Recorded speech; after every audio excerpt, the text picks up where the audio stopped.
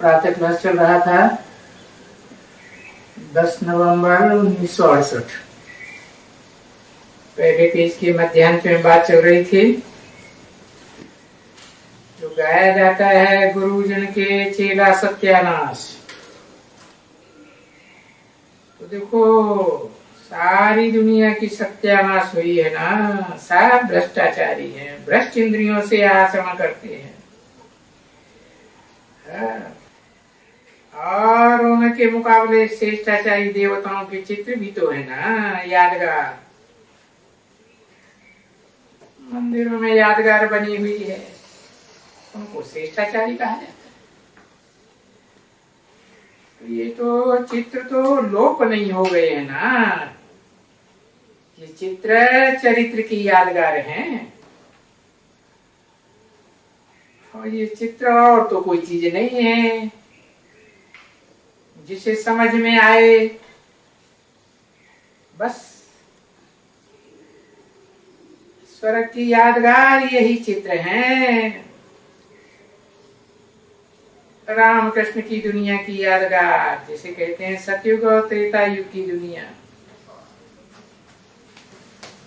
उसमें भी बच्चों को कितना समझाया है अच्छी तरह से। बच्चे ये चित्र सतयुग के, और वो चित्र भाई त्रेता के रामचंद्र के। लक्ष्मी नारायण के चित्र सतयुग के हैं, परंतु वो भी कलाओं में बंधे हुए देवताएं हैं। कलाबद्ध देवताएं, 16 कला संपूर्ण नारायण को कहा जाता है। 14 कला संपूर्ण रामचंद्र को कहा जाता है। तो देवता ही हुए ना, कलाओं में बंधे हुए। भगवान तो नहीं हुआ ना, भगवान तो कलातीत है। जैसे जड़ सूर्य कलातीत है, ऐसे ही चैतन्य ज्ञान सूर्य भी कलातीत है। और चंद्रमा कलाओं में बंधा हुआ है। उसको ज्ञान चंद्रमा कहो, ज्ञान चंद्रमा ब्रह्मा कहो, लेकिन उन देवताओं को भगवान नहीं कहा जा सकता। रामचंद्र को भगवान कहते हैं, लेकिन भगवान तो कहा ही नहीं जा सकता। धन वाले को धनवान कहा जाता है, और जिसका आधिपत्य भग के ऊपर हो, दुनिया की जो भी भगवालियां हैं उनके ऊपर आधिपत्य हो, पूरा अधिकार, तो वो तो गाया हुआ है कि भगवान को 16,000 रानियां थी। तो वो भगवान तो लक्ष्मी नारायण देवताओं को तो नहीं कहा जाएगा,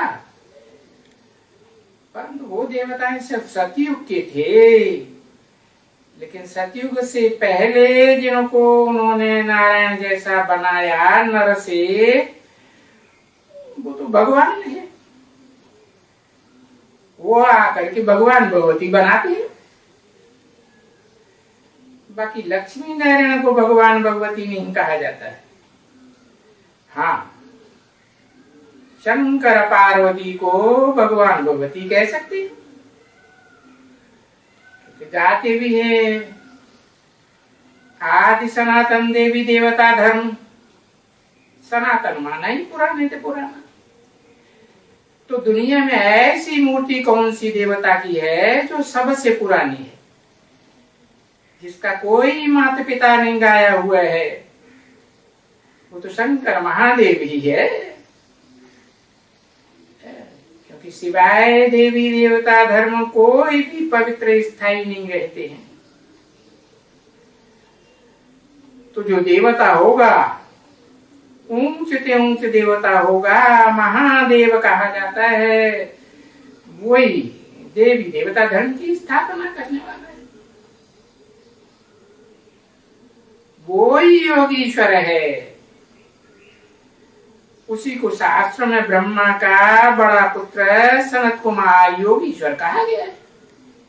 अब ऐसे तो नहीं कि दो दो योगीश्वर हो जाएंगे, योगियों का ईश्वर तो एक होगा ना, गॉड इज वन। तो क्या देते हैं ईश्वर? 21 जन्म में स्थायी पवित्रता देते हैं। इसे तो जन्म बाई जन्म देह की इंद्रियों के सुख भोगते भोगते कलाएं कमती होती जाती है। तो ये अवस्था तो जरूर कम होती जाती है ना। अवस्था कम होती जाएगी, आत्मा की कला काया चट्ट होती जाएगी, तो सुख कुछ न कुछ कम होता जाता है। तो फिर त्रेता को सेमी स्वर्ग कहा जाता है, अंग्रेजी में कहते हैं। कुछ कला कम तो उनको कहा जाता है त्रेतायुग। भाई बरोबर 2 कलाएं कम हो गई, 14 कला वाला युग है। अभी तुमको सारा बाप का परिचय और सारे सृष्टि का परिचय। सारा बाप का मतलब ही है आत्माओं का भी बाप, और वो आत्माओं का बाप। जैसे आत्मा निराकार कुछ नहीं कर सकती है, ऐसे में आत्माओं का बाप निराकार कुछ भी नहीं कर सकता है जब तक साकार शरीर में प्रवेश न करे। तो एक तो है आत्माओं का बेहद का बाप, निराकार आत्माओं का निराकार बेहद का बाप, और दूसरा है साकार मनुष्य सृष्टि का बेहद का बाप, जिसे राम बाप भी कह सकते हैं। इसलिए मंदिरों में राम बाप के चित्र बड़े रूप में दिखाए जाते हैं, समझदार के रूप में। और कृष्ण तो उसका बच्चा है जो सतयुग में पैदा होता है। तो बाप को याद किया जाता है। हाँ, बच्चे को कोई थोड़ा ही याद करेगा, बच्चा तो बेसमझ, बच्चा बुद्धि क्या ज्ञान समझेगा। तो देखो, तुम कृष्ण बच्चे को याद नहीं करते हो, तुम तो भगवान बाप को याद करते हो। 10 नवंबर 1968 की प्रातः क्लास का दूसरा दिन। तो पता नहीं कहां की कहां बुद्धि मनुष्यों की चली जाती है। अच्छा, मनुष्य हैं, मन वाले हैं, चंचल मन है, तो किसको नहीं समझा सको तो भला ये तो याद रखो ना कि भाई हमको आस्तिक बन करके बैठना है। कोई न कोई के ऊपर आस्था तो रखनी है ना। तो किसके ऊपर आस्था रखनी है, किसके ऊपर पक्का विश्वास रखना है? ये कलयुग के अंत में तो सारी दुनिया झूठी है, झूठ खंड बन गया। तो आस्था तो जो सत्य है, सत्य चित्त आनंद है, उसी के ऊपर आस्था रखनी। तो आस्तिक तो बनकर बैठना है ना यहाँ इस दुनिया में। हो तो तब ही आस्तिक बनेंगे जब उस ऊंचते ऊंच भगवंत को, जो निराकार आत्माओं का बाप है, साकार सृष्टि में कोई साकार मनुष्य में आया हुआ है, जिस साकार मनुष्य को सब धर्म वाले मानते हैं। मुसलमान आदम को मानते हैं, क्रिश्चियन एडम को मानते हैं, हिंदू आदिदेव को मानते हैं, जैनी लोग आदिनाथ को मानते हैं। वही सृष्टि का आदि पुरुष है। तो जो आदि पुरुष है वो अंत में भी है, आदि सुअंत कहा जाता है। तो उस मनुष्य सृष्टि के बाप में वो निराकार बाप आत्माओं का प्रवेश करते हैं। उसको पहचान करके याद करना उसे आस्तिक कहा जाता है। बाप और इसकी ये जो रचना की आदि मध्य अंत है, सो तो तुम बच्चे जानते हो ना। ये भी आदि मध्य अंत क्यों कहते हो? जैसे उस झाड़ का आदि मध्य अंत नहीं कहा जाता है ना। इसे झाड़ का सच्ची रूपी झाड़ का, ये सच्ची रूपी झाड़ तो अनादि है, न इसका आदि है न इसका अंत है। तो इस झाड़ का आदि मध्य अंत की बात है। वो जो जड़ झाड़ होते हैं उसका सिर्फ आदि और अंत होता है। और जो ये मनुष्य सच्ची रूपी झाड़ है जिसको गीता में अश्वत्थ वृक्ष कहा जाता है। अश्व माने मन रूपी अश्व, स्थ माने स्थिर हो जाए।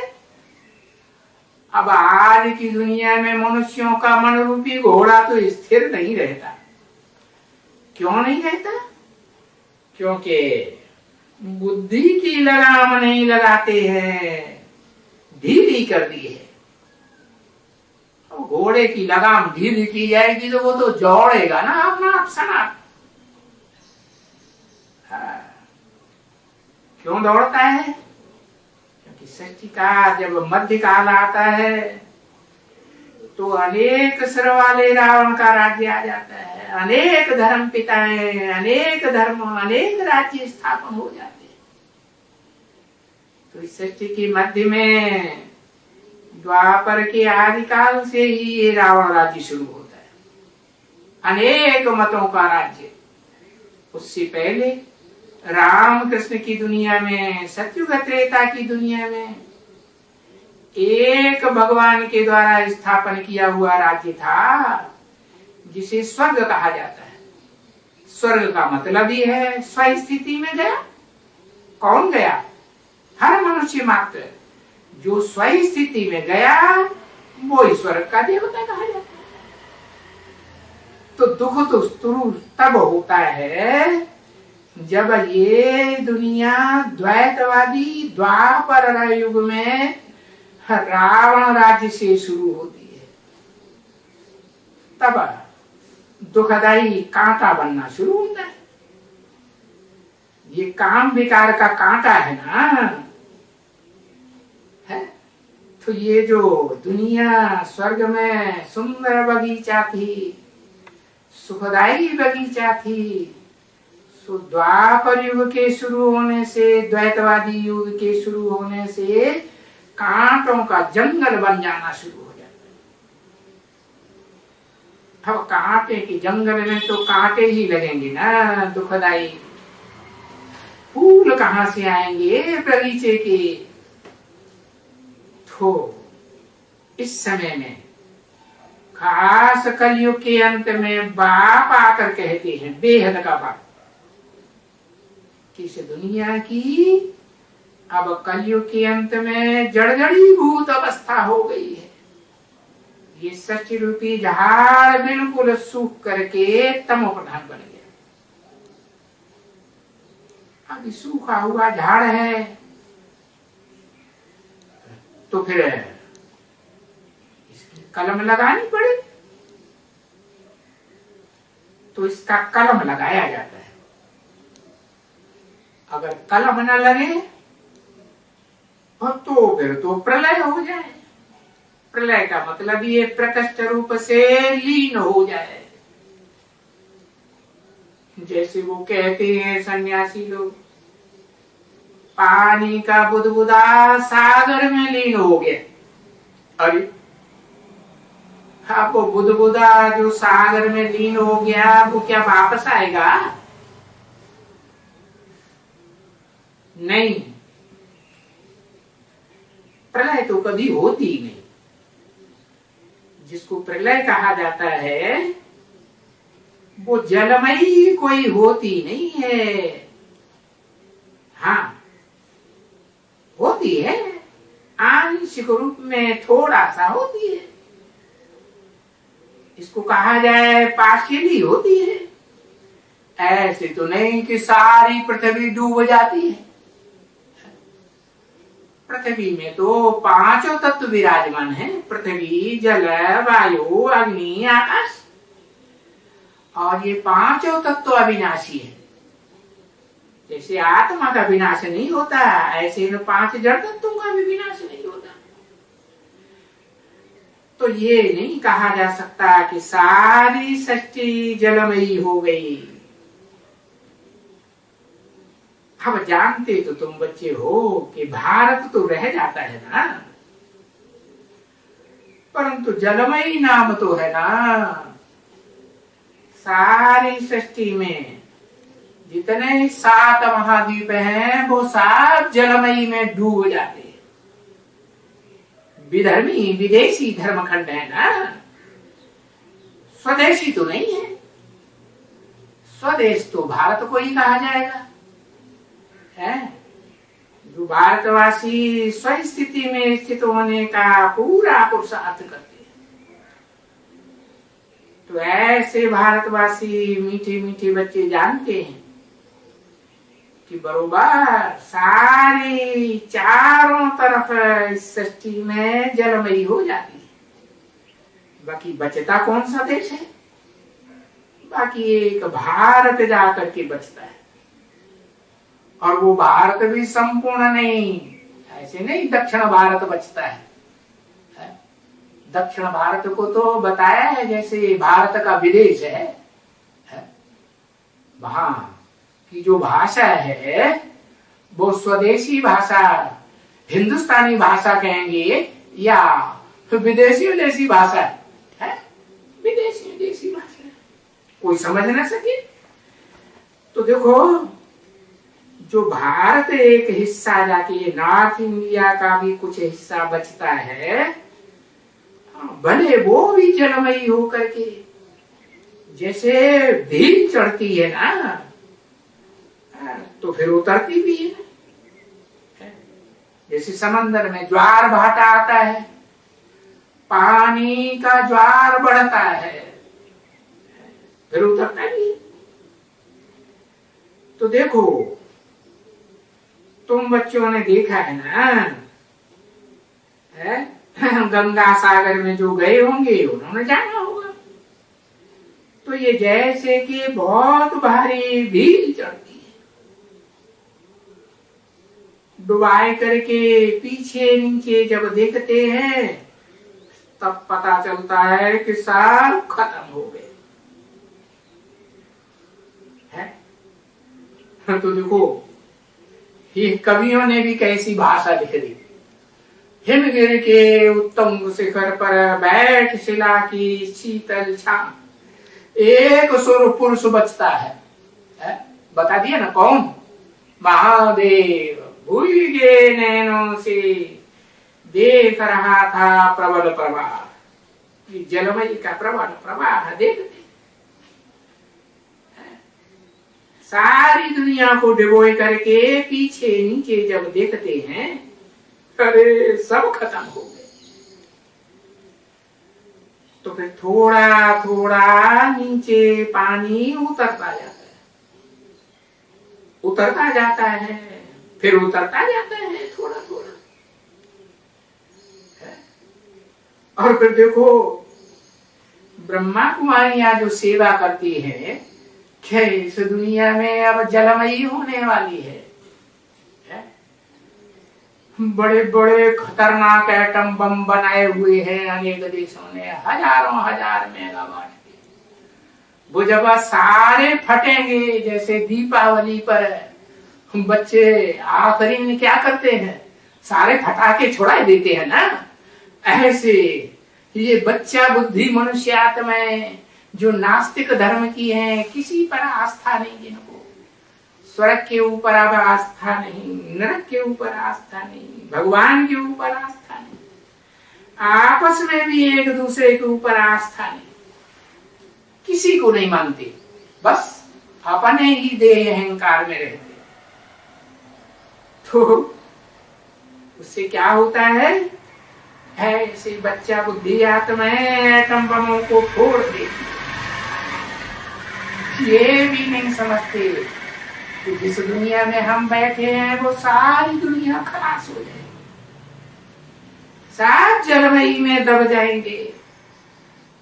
तो डुबोए करके पीछे जब वो एक पुरुष भीगे नैनों से प्रबल प्रवाह को देखता है कि भाई सब खत्म हो गए है? तो इस बात को ब्रह्मा कुमारियां बताती है कि अब मौत ही मौत आने वाली है, चारों तरफ मौत बर्पा होने वाली है ना बहुत। तो लोग कहते अरे तुम शुभ तो बोलो, ऐसे कहते अरे बस ऐसे कहने से क्या होगा कि भाई सिर्फ मौत ही मौत है। पहले कहती थी 8 वर्ष में मौत होगा, फिर बोला कि 7 वर्ष में मौत होगा, फिर बोला 6 वर्ष में मौत होगा। अब सिर्फ मौत मौत मौत तो वो समझते हैं, ये तो अशुभ बोलते हैं। अब उन्हें पता ही नहीं है कि ब्रह्मा ने आके जो ब्राह्मणों की दुनिया रची है 9 प्रकार के 9 कुली के ब्राह्मणों की जो दुनिया रची है, उस दुनिया की विनाश की बात बोली है, न कि 500-700 करोड़ की बाहर की दुनिया की बात बोली। तो देखो वो मौत मौत की बात न ब्रह्मा कुमारियां समझती हैं, न ब्रह्मा कुमारियों का बाप ब्रह्मा ने समझी। तो क्या कहेंगे, बच्चा बुद्धि है ना, नहीं समझा।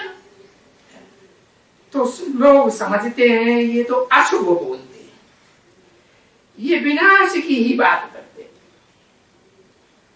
परंतु जब ऐसे कहें बोलो, नहीं नहीं नहीं, हम विनाश थोड़े ही कहते हैं, नहीं, हम तो कहते हैं बहुत पवित्रता की बात, शांति का धाम स्थापन होना है। अगर ये विनाश नहीं होगा तो शांति कहां से आवेगी। शांति धाम माना शांति की दुनिया। तो ये शांति का धाम स्थापन करने वाला शांति देवा गुप्त वेश में आया हुआ है और उसके द्वारा ये स्वर्ग की स्थापना हो रही है, शांति की स्थापना हो रही है। सुखधाम और शांति धाम दोनों के गेट साथ साथ खुले हैं। तो वो जब वो एक पुरुष जो भीगे नैनों से प्रबल प्रवाह देख रहा था, वो जब जाएगा शांति धाम और सुख धाम जब जाएगा तब तो यहाँ शांति होगी ना। क्योंकि इस दुनिया में तो बहुत मनुष्य हो गए, इतने तो मनुष्य हो गए हैं कि अगर मछलियों का खाना बंद कर दें, मांस गोश्त खाना बंद कर दें तो भूखा पड़ जाए, सूखा पड़ जाए, मनुष्यों को भोजन नहीं मिलेगा। इतने तो बहुत मनुष्य हो गए। तो हम तो शुद्ध बोलते हैं, शुभ बोलते हैं। अरे हम ब्रह्मा कुमार कुमारी कोई अशुभ थोड़े ही बोलते हैं, क्योंकि हम तो जो वेद का बाप बोलते हैं वो ही बात बोलते हैं। आओ बाप आकर के कहते हैं बच्चे पवित्र बनो, योगी बनो, तो पवित्र देवताओं की दुनिया स्थापन होगी। तो बाप आकर के बेहद का हमको आकर के पावन बनाए करके इस मूत पलीती दुनिया से आकर के हमको ले जाते, कहते हैं चलो इस पुरानी दुनिया को बुद्धि योग से छोड़ो, इसको मत याद करो, जो मैं नया सृष्टि रूपी मकान बनाता हूं तुम उसको याद करो, चलो हमको ऐसे कहते हैं, तो देखो तुम खुद बुलाते रहे भक्ति मार्ग में, 2500 साल से बुलाते आए, तो बुलाते हो तो भगवान तो कहते हैं बच्चे हम तो शुद्ध बोलते हैं ना, और तुम बच्चे भी तो शुद्ध बोलते हो, बाबा आए करके यहाँ से हम सबको ले जाओ, हम देवात्माओं को तो ले जाओ। कौन सी देवात्माओं को? जो श्रेष्ठ से श्रेष्ठ देवात्माएं 8-10 करोड़ हैं, उनको तो स्वर्ग में जरूर ले जाओ। तो तुम तो शुभ बोलते हो ना, यहाँ ऐसा कलयुग की पाप की दुनिया से आकर के, इस दुख की दुनिया से आकर के हमको सत्य की सुख की दुनिया में ले चलो, पहले शांति के घर में ले चलो और सुख धाम में ले चलो। तो तुम तो बोलते ही हो ना, आओ भगवान आओ और हमको ले चलो, मना यानी पतितों का विनाश करो, जो इस मूत पलीती दुनिया में कीचड़ में ही रहना चाहते हैं, कीचड़ में ही बड़ा आनंद मानते हैं, क्षण भंगुर सुख मिलता है, उसको कागविष्ठा समान को सुख समझते हैं। तो ऐसे मूत पलीती पतित मनुष्यों का विनाश कर दो और पावन देवताओं की स्थापना करो। ओम